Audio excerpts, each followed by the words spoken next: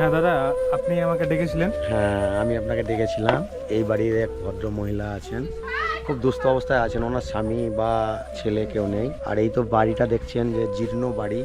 এই বাড়িতে কোনো রকমে উনি দিন কাটান, রাত কাটান। গ্রামের লোকে কোনো কিছু সহযোগিতা করলে উনি খেতে পান, নইলে খেতে পান না। কই দিদা, কেমন আছেন দিদা?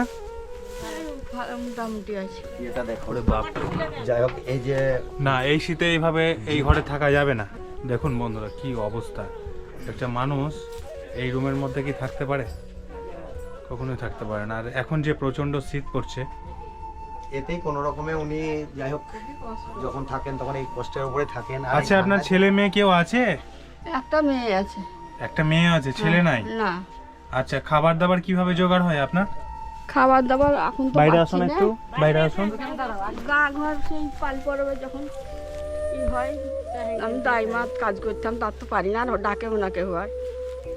আচ্ছা, আপনি দাইমার কাজ করতেন আগে, হ্যাঁ। এখন আর কেউ ডাকে না? না। গ্রামের মানুষরা যদি আপনাকে সাহায্য করে তবে আপনি খেতে পান, হ্যাঁ। নাহলে খেতে পান না। কি করবো, না খেতে পেলে ওই জেলে দুটা দেও খায়। আমি বলবো একটাই কথা, যে ওনার যা বর্তমান পরিস্থিতি, তাতে মানুষ যদি ওনাকে ওনার সাপোর্ট করেন, ওনাকে একটু সহযোগিতা করেন, একটু ডাল ভাত খেয়ে থাকা, মানে বেঁচে থাকার এটুকু যত পারে যেন বেঁচে থাকতে পারে উনি। এখন ওনার বয়স হয়তো 55, হয়তো আরও 10 বছর উনি বাঁচবেন, কিন্তু খাবার না পেয়ে অটালে জীবনটা যাবে। সেটুকু যদি সবাই একটু সহযোগিতা করি আমরা সবাই মিলে, তো সে হয়তো কিছুদিন হয়তো ভালোভাবে থাকতে খেতে পারবেন। এই বাড়িতে যেভাবে উনি থাকেন তাতে সত্যিকারের ভয়াবহ অবস্থা। এই দেখলাম এই বাড়িতে থাকা খুব মুশকিল, ঠান্ডায় মুশকিল। তো যাই হোক, লোকের বাড়িতে উনি চেয়ে চিনতে খান, বা কেউ পাড়া প্রতিবেশী কেউ ডেকে খাওয়া। কিনতে হয়, সেই বেনের ডাক্তার দেখাতে হয়। গাড়ি এই থর করি করি, মানে কর্ম করার, আপনাকে দেখে বুঝে যাচ্ছে তো শরীর অসুস্থ আপনার। কর্ম করার ক্ষমতা নাই। যাবো দেখতে দিবে আমাকে। ভাতা ওইটাতেই ওষুধ খেতে চলে যায়। আচ্ছা দিদা, আপনার বাড়িতে চাল ডাল কিছু আছে? না, চাল ডাল কিছু নাই, চাই দিন আনি ওই খাই।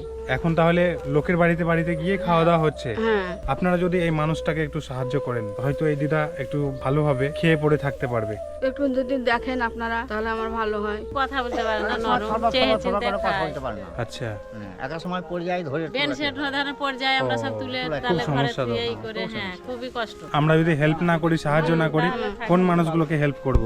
এত বড় একটা গ্রামের মধ্যে এই রকম অবস্থায় আপনি পড়ে আছেন, তো আচ্ছা সরকারি কোনো সুযোগ সুবিধা পেয়েছেন আপনি দিদা? না, এখন আর কিছু পাইনি। ওই সেই একটা বাড়িও পাইনি। 1000 টাকা দেয়। প্রতি মাসে মাসে ভাতাটা পান? হুম। আচ্ছা, আর কিছু পাই না। এমনি আবাস যোজনা, ঘর বাড়ি কিছু পান না? না। না কিছু পাই এই জায়গাটা আপনার নিজের? হ্যাঁ। এটা নিজে এই জায়গাটা নিজের। আচ্ছা, এই গ্রামে যারা মেম্বার আছে তারা কি দেখেন না আপনাকে? কোনোদিন দেখেনি? ওইটা দেখছে। বলছি তা বলছে যে হবে। না, আপনাকে কি এমনি দেখেছে? হ্যাঁ, দেখি আপনি ভোট দেন? ভোট দিয়ে আপনার মতো মানুষকে যদি আবাস যোজনা ঘর না দেয়, কোন ব্যক্তিটা আবাস যোজনা ঘর পাবে? এই মানুষগুলো যদি আবাস যোজনার ঘর না পায়, তাহলে কোন মানুষগুলো পাবে? এই ব্যক্তিকে যদি ঘর না দেয় তাহলে কে পাবে? কত মেম্বারকে বলেছি, যাদের প্রধানকে যাদের বলেছি না, তাদেরকে দিচ্ছে। দেখে আসবেন, হবে করছে। গরিব দুঃখীকে দেয় না। কিছু করে দেয় না, যে এইসব মানুষকে তো দেওয়া উচিত। হ্যাঁ, অন্তত পক্ষে এই মানুষটার মুখের দিকে তো তাকানো উচিত। দেওয়া উচিত। গ্রামের লোকে সহযোগিতা একটুকু ডেকে টুকে খাওয়াচ্ছেন, এ করছেন, সেই কারণে হয়তো উনি বেঁচে আছেন। কিন্তু মানুষ যদি ঠিকমতো ওনার পাশে না দেখেন, না কেয়ার করেন, তাহলে হয়তো উনি অকালে হয়তো চলে যাবে ওনার। দিদা, আমরা যতটুকু পারবো আপনাকে আমরা সাহায্য করব। আর প্রত্যেকটা আমার ভিউয়ার্সদের আমি বলবো যে এই দিদাকে অন্তত পক্ষে আপনারা সাহায্য করুন।